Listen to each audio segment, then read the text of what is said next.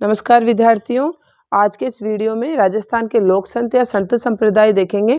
इसके पहले लोक देवता और देवियां हमने कंप्लीट कर ली थी।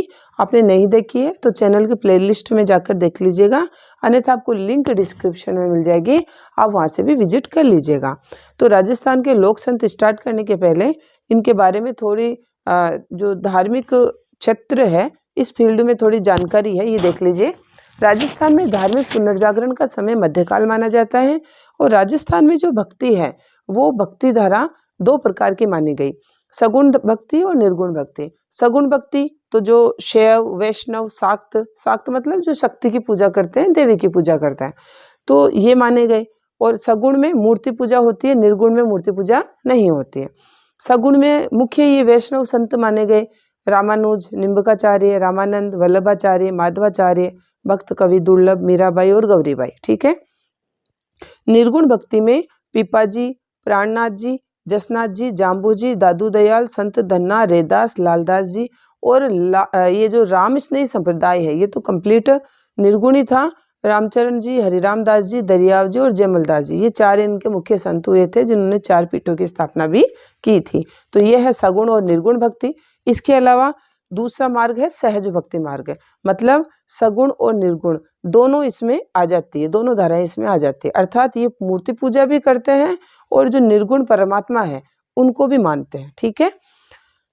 इसमें दो हैं, चरणदास जी और संत माव जी, ये दो संत हैं जो सहज भक्ति मार्ग को फॉलो करते थे। अन्य है सूफी परंपरा। सूफी परंपरा ये इस सूफी परंपरा के जो मुख्य संत हैं वो रहे ख्वाजा मोइनुद्दीन चिश्ती, फकरुद्दीन और हमीमुद्दीन। ठीक है, ये मुख्य संत थे सूफी परंपरा के। सबसे फेमस रहे थे ख्वाजा मोइनुद्दीन चिश्ती। ख्वाजा मोइनुद्दीन चिश्ती ये मोहम्मद गोरी के साथ भारत में आए थे और इनका जन्म फारस के सर्जरी गांव में हुआ था। ये पृथ्वीराज थर्ड के समय अजमेर को इन्होंने कर्मस्थली बनाया था और अकबर भी पुत्र प्राप्ति के लिए इनके पैदल चलकर आया था। इनकी एक होली बायोग्राफी लिखी गई है, वो लिखी थी वहीउद्दीन बेग ने लिखी है। ठीक है। इसके अलावा थोड़े फैक्ट हैं। ख्वाजा मोइनुद्दीन चिश्ती के गुरु पूछे जाए तो वो है ख्वाजा उस्मान हारूनी।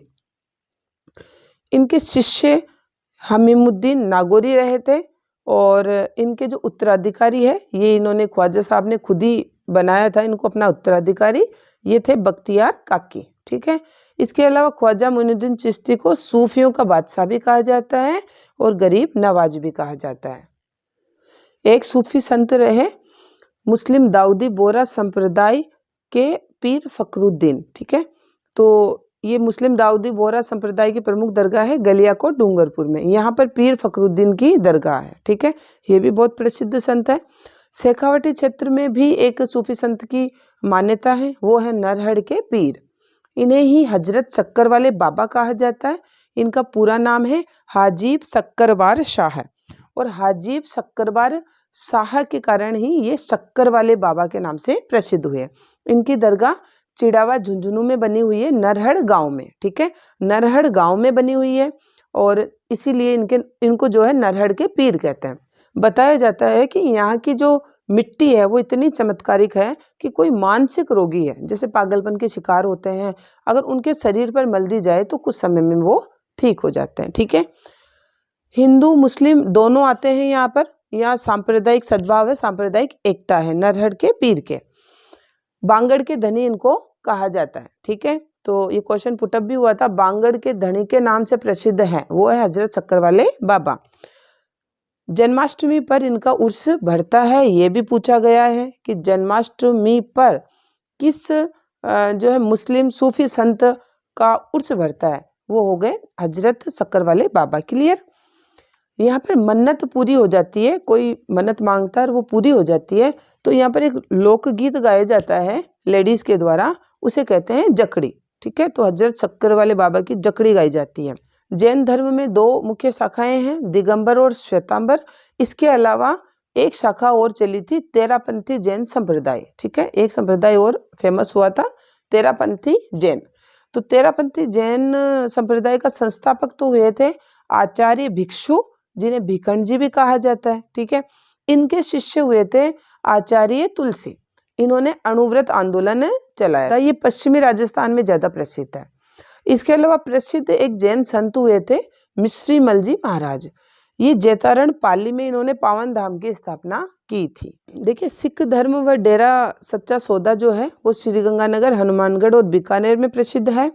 राजस्थान में जो अधिकतर ईसाई रोमन कैथोलिक विचारधारा के हैं, अगर राजस्थान में जो क्रिश्चियन हैं वो रोमन कैथोलिक से संबंधित है, ठीक है। और इनका मुख्य केंद्र अजमेर में ज़्यादा है ये, ठीक है। और पारसी समुदाय के लोग सूर्य और अग्नि के उपासक माने जाते हैं।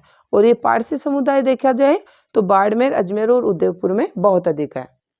ये तो थी धर्म से संबंधित जो है जानकारी। अब हम इस वीडियो में हमारे सबसे पहले संत स्टार्ट कर लेते हैं, संत जाम्बोजी से। Please support RPSC learning word and also subscribe, like and comment. Video कैसे लग रहे हैं ये भी मुझे बताते रहें ताकि और अच्छे वीडियो आपको प्रोवाइड करवा सकूं। तो ये है संत जाम्बोजी। ये निर्गुण संत थे। अभी हमने देखा था निर्गुण सगुण भक्तिधारा चल रही थी, उसमें निर्गुण संत ये थे संत जाम्बोजी, ठीक है। ये भगवान विष्णु को मानते थे, भगवान विष्णु से प्रभावित थे। इन्होंने भगवान विष्णु की प्राप्ति के लिए मंत्र भी दिया था, लेकिन फिर भी ये निर्गुण संत थे। देखिए, भगवान विष्णु को सगुण भी मानते हैं, निर्गुण भी मानते हैं। सगुण मूर्ति बनाकर उनकी पूजा करेंगे, निर्गुण बिना मूर्ति के ही उनका ध्यान करेंगे। तो ये निर्गुण संत थे, ठीक है। मूर्ति पूजा का इन्होंने विरोध किया था। ये कबीरदास जी से प्रभावित थे। तो कबीरदास जी के जो कई उपदेश थे, कई जो संदेश थे, वो इनकी वाणी में भी मिलते हैं, इनके शब्दों में भी मिलते हैं, ठीक है। इनका मूल नाम धनराज था। तो विष्णु संप्रदाय की स्थापना संत जाम्बोजी ने की थी। ये तो हो गई मुख्य बातें। देखिए, इन्होंने मंत्र भी दिया था, विष्णु विष्णु तू बण रे प्राणी, ठीक है। तो विष्णु विष्णु का नाम सुनकर कहीं इन्हें सगुण भक्ति से आप संबंधित ना कर दें। ये निर्गुण भक्ति धारा को मानने वाले थे, निर्गुण भक्ति धारा में थे, और इन्होंने विष्णु का निर्गुण रूप जो है प्राप्ति के लिए मंत्र दिया था। क्लियर। भगवान विष्णु के भक्त थे, तो भगवान विष्णु और कृष्ण का ही अवतार इनको माना गया। जाम्बोजी का देखिए, इनका कर्मस्थली जो है, इनकी कर्मस्थली बीकानेर ही रही थी। तो बीकानेर में कौन सा शासक था जो जाम्बोजी के समकालीन था? वो था राव लूणकरण। इनका जन्म 1451 ईस्वी में, विक्रम संवत पूछे तो 1508 में भादवे की जन्माष्टमी को हुआ था, नागौर के पिपासर गांव में। माता जी का नाम था हंसाबाई, पिताजी का नाम था लोहट जी, ठाकुर लोहट जी, और वंश था इनका पंवार वंशीय राजपूत थे ये, ठीक है। जाम्बोजी ने 1485 ईस्वी में समरातल धोरा, जगह पड़ती है समरातल धोरा, बीकानेर में, यहाँ विष्णोई संप्रदाय की स्थापना की थी। विष्णोई संप्रदाय का इन्होंने शुरुआती नाम तो रखा था प्रहलाद पंथी विष्णोई, लेकिन फिर बाद में इसको विष्णोई ही कहा जाने लगा। कार्तिक कृष्ण अष्टमी थी जब इन्होंने ये स्थापना की थी विष्णोई संप्रदाय की। और ये विष्णोई संप्रदाय जो है वो प्रकृति प्रेमी समाज माना जाता है। ये क्वेश्चन पुटअप भी हुआ है, प्रकृति प्रेमी समाज किसे माना जाता है? तो वो हो गया विष्णोई संप्रदाय। जाम्बोजी को फॉलो करने वाले अनुयायी जो थे वो विष्णोई कहलाए। विष्णोई संप्रदाय की स्थापना की तो ये विष्णोई कहलाए। विष्णोई संप्रदाय में पहला व्यक्ति अगर पूछा जाए, पहला व्यक्ति कौन दीक्षित हुआ था, वो था पुलहोजी पंवार, ठीक है, पुलहोजी पंवार। और ये जो यहाँ पर इन्होंने विष्णोई धर्म की स्थापना की थी समरातल धोरा बीकानेर में, इसको धोक धोरा भी कहते हैं, ठीक है। विष्णोई तो देखिए 20 नोई, तो 20 और 9, तो 20 और 9 नियमों को इन्होंने बताया था। तो 29 नियम इन्होंने बताए। ये जाम्बोजी जो थे वो विष्णोई धर्म में दीक्षित कैसे करते थे? तो पाहल नामक अभिमंत्रित जल पिलाकर ये दीक्षित किया करते थे। हरे वृक्ष आज भी विष्णोई नहीं काटते हैं। इसी का, ये प्रकृति प्रेमी थे, वृक्षों से बहुत प्रेम था इनको, इसी कारण इनका प्रतीक भी हरे वृक्ष ही माना जाता है, ठीक है। देखिए, इन्होंने 29 नियम बताए, लेकिन उन 29 नियमों में जैसे टॉप मोस्ट तो ये रहे हैं, जैसे हरे वृक्ष नहीं काटना, ये पर्यावरण प्रेमी माने जाते हैं, पर्यावरण की रक्षा करना। इसके अलावा ये विष्णोई नीले रंग का त्याग करते हैं, अर्थात ये नीला रंग का वस्त्र कभी भी धारण नहीं करते हैं विष्णोई। ओके, ये हो गई विष्णोई और विष्णोई संप्रदाय की जानकारी। जाम्बोजी पर्यावरण वैज्ञानिक कहे जाते हैं। क्यों? क्योंकि विश्व में अगर पर्यावरण संरक्षण के लिए सबसे पहली आवाज उठाई तो वो जाम्बोजी थे। तो पर्यावरण आंदोलन के प्रणेता जाम्बोजी और पर्यावरण वैज्ञानिक भी जाम्बोजी। अधिकांश अनुयायी जाट किसान थे, ठीक है, तो आज भी जाट किसान ही है बिश्नोई। इन्होंने ग्रंथ लिखे जाम्बोजी ने, जंब सागर, जंब संहिता और विश्नोई धर्म प्रकाश। तो जंब सागर बहुत फेमस है। जंब सागर में 120 शब्दों का संग्रह है और 29 नियम की जो इन्होंने बात की थी वो भी जंब सागर में ही इन्होंने लिखे हैं। जो ये विश्नोई समाज है वो इन ग्रंथों को बड़ा विशेष महत्व देता है और अलग अलग नामों से इनके द्वारा कहा जाता है इन्हें। जंबवाणी, शब्दवाणी, देववाणी और गुरुवाणी, ठीक है, ये विश्नोई समाज के द्वारा जो है इस नाम से बोला जाता है इन ग्रंथों को। इसके अलावा इन्होंने जंब गीता भी लिखी थी। इसमें जाम्बोजी के 151 शब्दों का संग्रह है, ठीक है। तो विश्नोई जो है इन्हें 5वां वेद मानते हैं। किसको? जंब गीता को। 4 वेद तो हो गए, ऋग्वेद, यजुर्वेद, अथर्ववेद, सामवेद, और 5वां वेद मानते हैं ये जंब गीता को। जाम्बोजी ने विश्नोई पंथ के प्रचार के लिए कुछ शिष्य दीक्षित किए थे ताकि विश्नोई पंथ का प्रचार हो सके। वो थे हावली पावली, लोहा पागल, दत्तानाथ और मालदेव। जाम्बोजी ने मूर्ति पूजा और तीर्थ यात्रा का घोर विरोध किया था और ये कबीरदास जी का प्रभाव इन पे था, इसी कारण इन्होंने किया था, ठीक है। इन्होंने समाधि ली, वहीं पर इनका बहुत अच्छा मंदिर बना हुआ है, तो ये समाधि स्थल बना हुआ है। तो यहाँ समाधि ली थी 1534 में। मुकाम तालवा गांव पड़ता है बीकानेर में, नोखा तहसील में आता है ये। तो ये कहीं से भी पूछे कि नोखा का संबंध है तो जाम्बोजी से, मुकाम तालवा गांव का संबंध है तो संत जाम्बोजी से। ये विश्नोइयों का मुक्तिधाम कहा जाता है, मुख्य तीर्थ स्थल माना जाता है इनका, ठीक है, प्रधान पीठ मानी जाती है विश्नोई संप्रदाय के। अश्विन, आसोज और फागुन की अमावस्या को मेला लगता है और अमावस्या को जो है, अमावस्या के व्रत को भी ये लोग बहुत विशेष महत्व देते हैं विश्नोई समाज, ठीक है। अब जैसे 4 धाम होते हैं वैसे विश्नोइयों के धाम देख लीजिए। विश्नोइयों के मुख्य धाम 6 माने जाते हैं: पीपासर, रामड़ावास, मुकाम बीकानेर, लालासर, जाम्बा गांव और जांगलू। तो पीपासर नागौर में तो इनका जन्म हुआ था, इसलिए ये आराध्य स्थल हो गया, ठीक है। फिर है रामड़ावास, जोधपुर में पड़ता है, यहाँ पर इन्होंने उपदेश दिए थे। तो देखिए, उपदेश से संबंधित भी 2 बातें हैं। जो उपदेश ग्रंथ हैं, जाम्बोजी ने ग्रंथ लिखे थे, तो जो उपदेश ग्रंथ है वो तो गुरुवाणी कहलाते हैं, लेकिन जिस जगह पर जाम्बोजी के द्वारा उपदेश दिए गए वो साथरिया कहलाता है। साथरी कह दो या साथरिया, ठीक है। तो यहाँ पर साथरिया कौन सा है? इन 6 स्थलों में से रामड़ावास, जोधपुर, यहाँ पर इन्होंने उपदेश दिए थे, तो ये साथरिया हुआ। मुकाम बीकानेर में इन्होंने अभी देखा था हमने, समाधि ली थी, इसीलिए मुक्तिधाम है। लालासर बीकानेर में पड़ता है, यहाँ पर इनको निर्वाण प्राप्त हुआ था, ये ब्रह्मलीन हुए थे, इनको निर्वाण प्राप्त हुआ था, ज्ञान की प्राप्ति हुई थी। जाम्बा गांव पड़ता है जोधपुर फलोदी में, ये विष्णुइयों का पुष्कर माना जाता है।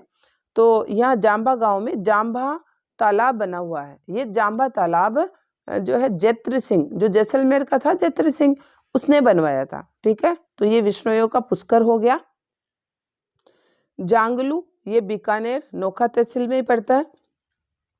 अब देखिए, ये जो सभी स्थान हैं वो करीब करीब सभी बीकानेर में ही हैं।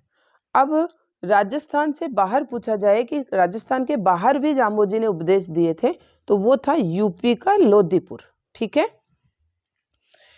अब जाम्बोजी से संबंधित और पर्यावरण से संबंधित कुछ फैक्ट हैं। जैसे खेजड़ली बलिदान हुआ था 1730 में, जोधपुर में खेजड़ली गांव में हुआ था, ठीक है। और खेजड़ी वृक्ष यहाँ पर बहुत ज्यादा है, इसीलिए इसका नाम खेजड़ली भी है। तो ये अमृता देवी विश्नोई के नेतृत्व में हुआ था, ये विश्नोई समाज की थी अमृता देवी, और इनके साथ 363 व्यक्तियों का बलिदान भी हुआ था यहाँ पर, ठीक है। और ये खड़ाना शाखा, ये भी देख लीजिए, बहुत इंपॉर्टेंट है। तो जैसे साका होता है, केसरिया होता है, ठीक है, जोहर होता है, वैसे अगर विश्नोई पेड़ों की रक्षा के लिए जो बलिदान देते हैं उसे खड़ाना शाखा कहते हैं, ठीक है, खड़ाना शाखा। बीकानेर के झंडे में भी खेजड़ी वृक्ष को लिया गया है, जिसे माटो कहते हैं, ठीक है। बीकानेर के झंडे में जो खेजड़ी वृक्ष लिया गया है वो जाम्बोजी के प्रेरणा से ही लिया गया था, जो माटो कहलाता है। तो ये हो गया खेजड़ी का बलिदान और खेजड़ी वृक्ष का महत्व क्यों है वो। अब देखिए, दिल्ली में जो सिकंदर लोदी था उसका गुरु भी जो है ये संत जाम्बोजी थे, और अपने गुरु के कहने पर ही हरे पेड़ों की कटाई और पशु पक्षियों की हत्या पर रोक लगा दी थी सिकंदर लोदी ने, ठीक है, जाम्बोजी के प्रभाव के कारण। इसके अलावा लास्ट टॉपिक रहा कि ये जो जाम्बोजी के प्रभाव में मुख्य मुख्य कौन कौन से शासक रहे। तो देखिए ये 6 शासक रहे, राव दूदा मेड़ता का, राणा सांगा मेवाड़ का, सिकंदर लोदी सातल देव जोधपुर का, महमूद खां नागौर का शासक और जैत्र सिंह जैसलमेर का शासक। इनके ऊपर मतलब जाम्बोजी का प्रभाव बहुत अधिक था, ये जाम्बोजी को मानते थे गुरु के रूप में, ठीक है। और लाइक सब्सक्राइब और कमेंट करके भी बताएं कि वीडियो आपको कैसे लग रहे हैं। Thank you.